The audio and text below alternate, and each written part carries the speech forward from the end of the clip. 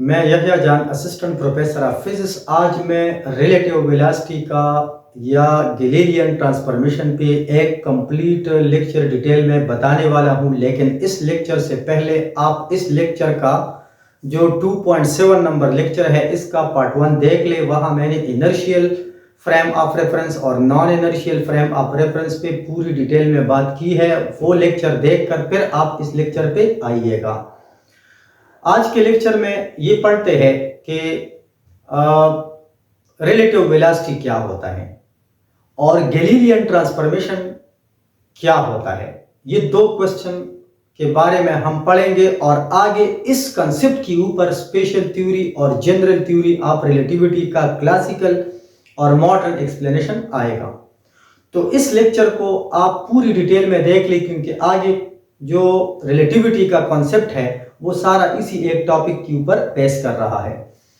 तो टॉपिक का नाम है रिलेटिव वेलोसिटी और गैलीलियन ट्रांसफॉर्मेशन। अब रिलेटिव वेलोसिटी क्या है, तो आपको मैं बता दूं कि सबसे पहले जो रिलेटिव वेलोसिटी का जो कंसेप्ट था ये गैलीलियो गैलीलाई ने पेश किया था। गैलीलियो गैलीलाई ने ये कंसेप्ट दे दिया कि अगर हम एक चीज को दो डिफरेंट फ्रेम से स्टडी करते हैं तो हमारा जो रिजल्ट होगा वो कुछ जगहों पर सेम आएगा और कुछ जगहों पर डिफरेंट आएगा। कुछ पैरामीटर सेम होंगे और कुछ पैरामीटर डिफरेंट होंगे।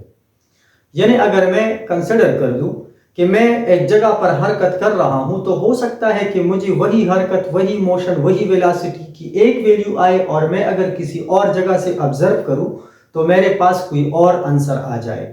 तो ऐसी रिलेशन को हम या ऐसे वेलोसिटी को हम रिलेटिव वेलोसिटी कहते हैं। फिर दो डिफरेंट फ्रेम से ऑब्जर्व करना, ये कंसेप्ट जो है पहली बार ये गैलीलियो गैलीलाई ने इंट्रोड्यूस किया कि हम एक चीज को अगर स्टडी करते हैं, यानी हम स्पेस टाइम को अगर स्टडी करते हैं तो उसके लिए हमें डिफरेंट पॉइंट को देखना पड़ता है, यानी डिफरेंट पोजीशन से हमने इसको स्टडी करना होता है।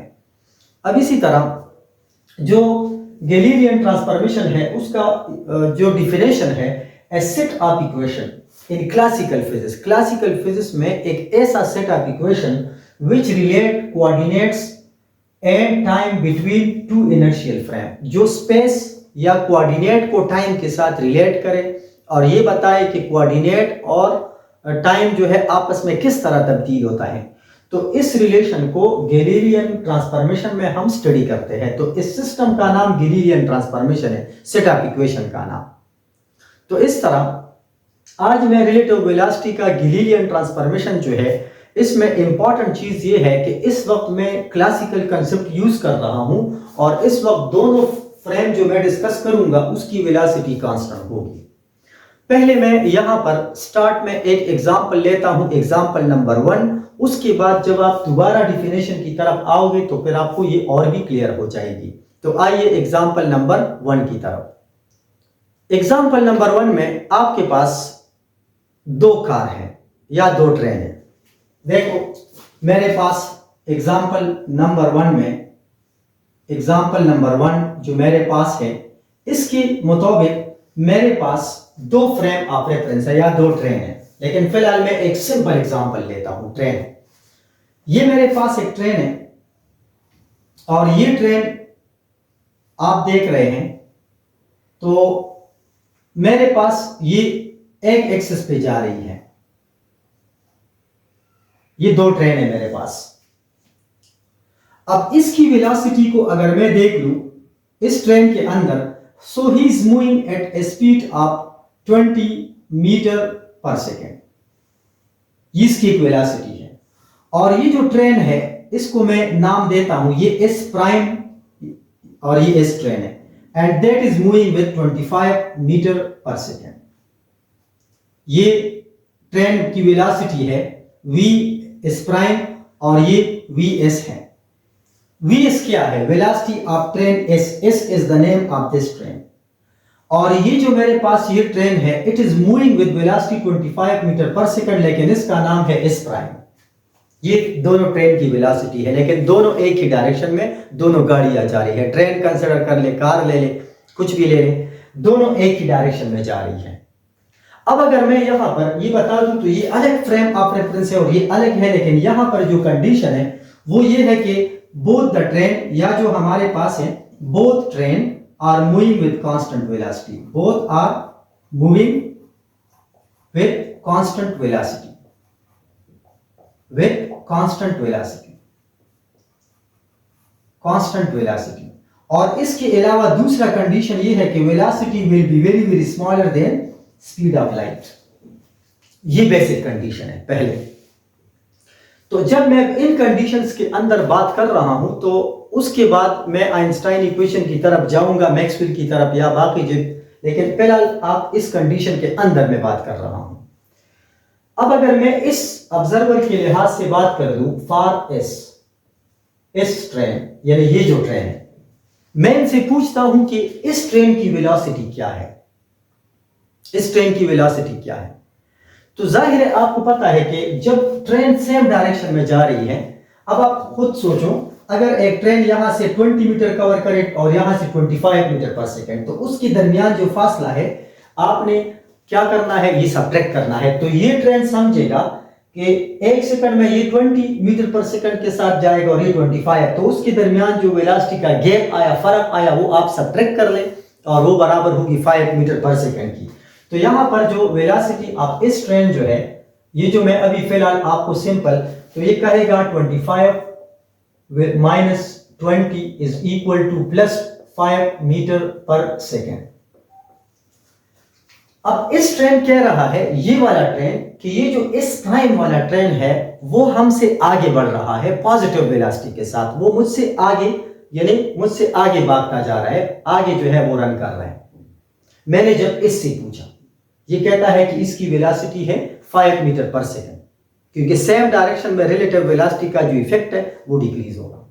लेकिन जब मैं इसके लिए बात कर रहा हूं, इस प्राइम के लिए, ये दूसरे ट्रेन के लिए फॉर इस प्राइम, अगर आप इस ट्रेन में ये बंदा जब इसको देखता है तो अब देखो, हालांकि दोनों आगे फॉरवर्ड डायरेक्शन में जा रहे हैं, तो इस वक्त अगर मैं उसके लिए बात कर लूं तो मेरे पास जो वी एस प्राइम जो आएगा ये होगा 20 minus 25 is equal to minus 5 metre per second.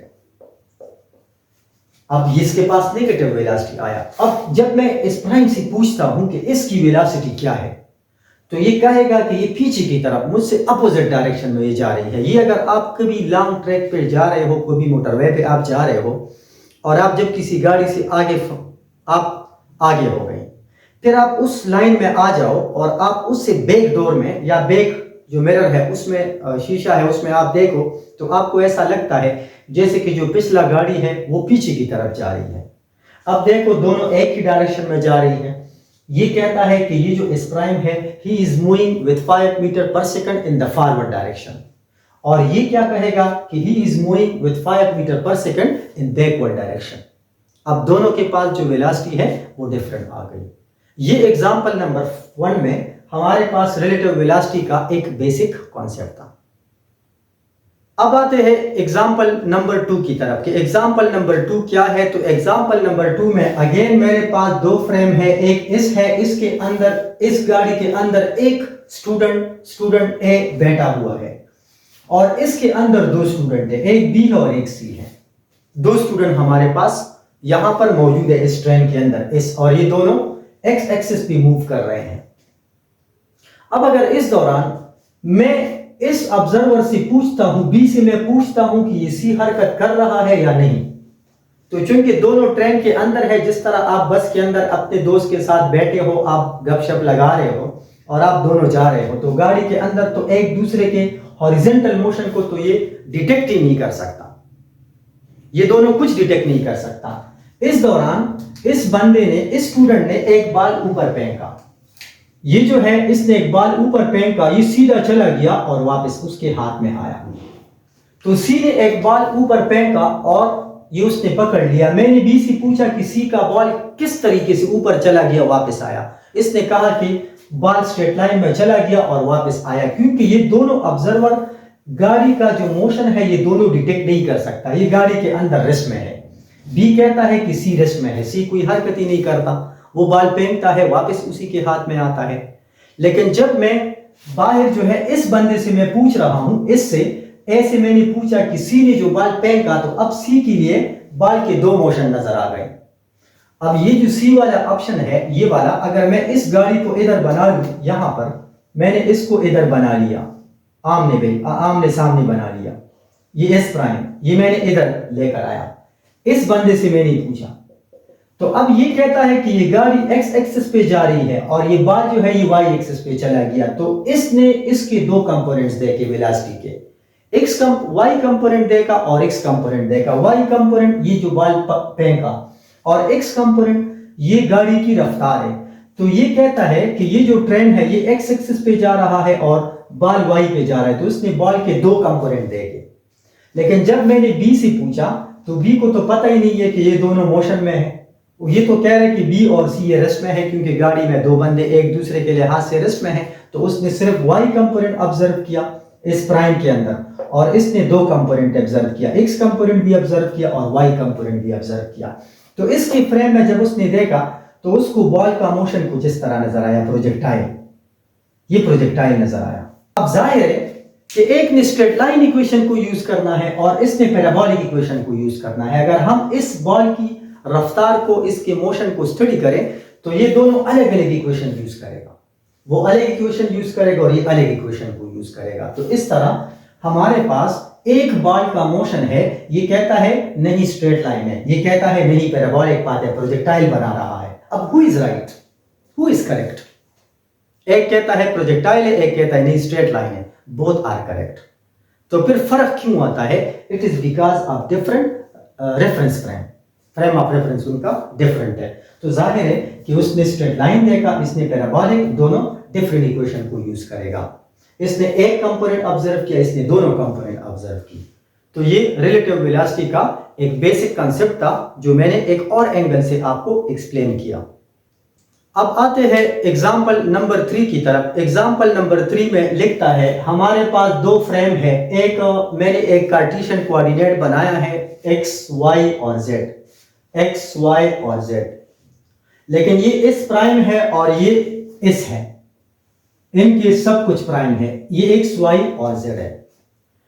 अब इधर मैंने इस प्राइम के अंदर एक ऑब्जेक्ट है, एक पार्टिकल है, एक मॉलिक्यूल है, वो या तो मैंने ऊपर फेंका है या मैंने इस तरह पकड़ा हुआ है या इसको मैंने यूं फेंका है।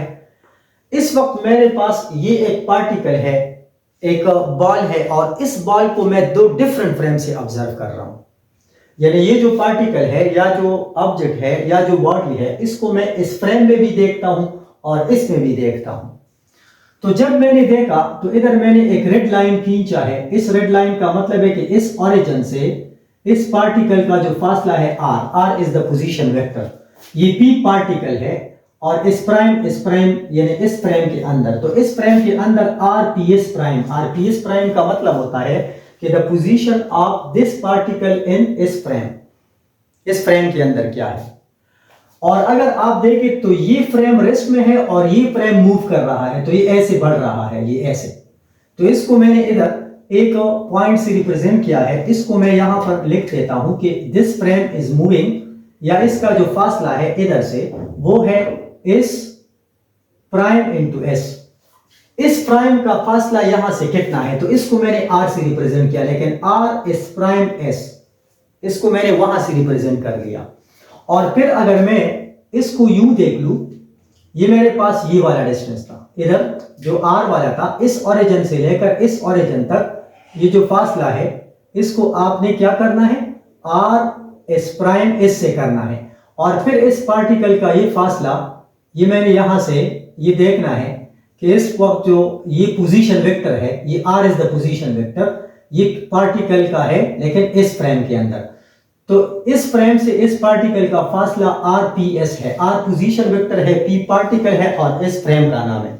और ये rps प्राइम का मतलब है कि इस फ्रेम के अंदर उसकी पोजीशन क्या है। और फिर अगर आप ये देखो तो यहाँ पर इस प्राइम का पोजीशन इस ओरिजिन से कितना है, तो वो मैंने बता दिया। अगर आप देखो तो यहाँ पर एक ट्राइंगल बना, ये और ये। तो इस ट्राइंगल के अंदर अगर मैं पोजीशन फाइंड कर लूं पोजीशन के लिए, तो मेरे पास इस पार्टिकल का जो पोजीशन होगा that will be r is equal to R P S, यानी मैंने इस पार्टिकल का पोजीशन इस फ्रेम से लिखना है R S is equal to R S prime S plus R P S prime. अब ये क्या रिप्रेजेंट कर रहा है? This equation represent the position of a particle from this frame. लेकिन ये ट्रांसफॉर्मेशन इक्वेशन का मतलब है कि अगर मैं यहां से ये फाइंड कर लूं तो ये फार्मूला है, अगर मैं इस प्राइम में देखूं तो मैं इस साइड को इसको इधर शिफ्ट करूंगा तो मेरे पास उसके लिए इक्वेशन आ जाएगा, क्योंकि मैं तो इक्वेशन को आगे पीछे कर सकता हूं। अब अगर मैं करूं कि वेलोसिटी की क्या होगी, इसकी वेलोसिटी, तो वेलोसिटी के लिए अगर आप देख लें तो वेलोसिटी हमारे पास क्या होगी, taking the derivative of both side, दोनों साइड का डेरिवेटिव ले लो विद रिस्पेक्ट टू टाइम, तो टाइम आर एस होगा D by D T of R S prime S होगा plus D by D T of R P S prime होगा।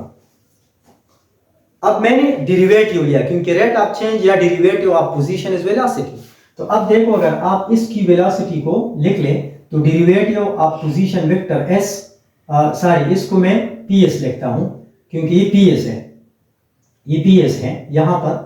अब P S क्या है, V P S is equal to V S prime S plus V P S prime. This is the equation for velocity transformation और Galilean velocity transformation equation. मैं इस equation में अगर देखूं तो ये VPS क्या है, this is the velocity of this particle with respect to this origin, और ये क्या रिप्रेजेंट कर रहा है, VPS prime, this is the velocity of particle P with respect to this reference prime, और ये VS prime into V the velocity of S prime frame with respect to velocity of S prime.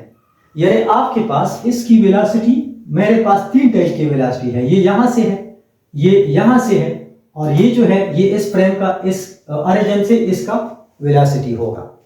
लेकिन यहां condition ये है कि इस वक्त हमारे पास ये जो कंडीशन है दिस VS ये हमारे पास है कांस्टेंट, क्योंकि हमने यहां पर एक कंडीशन पढ़ा है कि हमारे पास both are moving with constant velocity. तो अब मैं अगर एक्सेलरेशन पर आ जाऊं, एक्सेलरेशन फाइंडिंग के लिए, तो एक्सेलरेशन हमारे पास होगी, उसके लिए अगेन डेरिवेटिव ले लो, तो derivative of D by D T of P S V P S is equal to derivative of D by D T of V S prime S plus derivative of D by D T of V P S prime, ये आ जाएगा। अब velocity का derivative क्या है, acceleration है, लेकिन यहां पर एक चीज जो हमारे पास है वो ये जीरो हो जाएगा, this term will be zero, क्योंकि कांस्टेंट VSS इज कांस्टेंट और कांस्टेंट का डेरिवेटिव होता है जीरो। तो ये वाला फैक्टर, क्योंकि ये फ्रेम जो है ये कांस्टेंट स्पीड से जा रही है, तो यहां पर मैं लिखूंगा APS is equal to APS prime.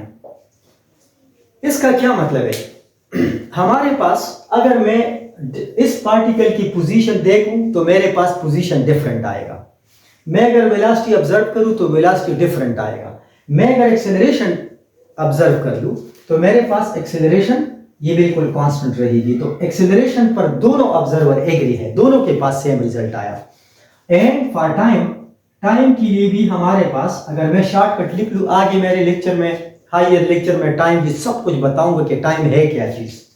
अब देखो यहां पर टाइम प्राइम जो है ये भी बराबर है टाइम का, तो आपने देखा चार चीजों के ऊपर, पोजीशन और वेलोसिटी डिफरेंट है दो डिफरेंट फ्रेम के अंदर, और एक्सेलरेशन और टाइम ये सेम है। लेकिन ये कब सेम होगा, जब हम गैलीलियन ट्रांसफॉर्मेशन को देखते हैं। गैलीलियन ट्रांसफॉर्मेशन रियलिटी में क्या है, ये आपको बताता है कि अगर हम इस फ्रेम से इसकी वेलोसिटी फाइंड करें तो वो उसका ये फार्मूला है, और अगर हम इससे इसकी वेलोसिटी फाइंड करें तो माइनस करके फिर फाइंड कर लो।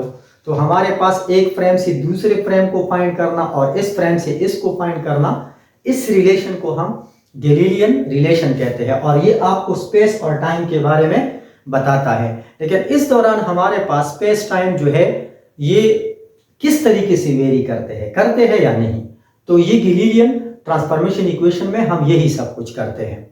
ये था रिलेटिव वेलोसिटी का एक टॉपिक था, लेकिन उसका पहला पार्ट ए देख लो, फ्रेम ऑफ रेफरेंस क्या चीज़ है, तब आप इस लेक्चर पर आइएगा तो आपको बहुत ज़्यादा इंफॉर्मेशन मिल जाएगा। इस तरह के लेक्चर्स को अपने दोस्तों के साथ भी शेयर कर ले ताकि वो भी इससे इस्तेफादा कर सके। Thank you very much.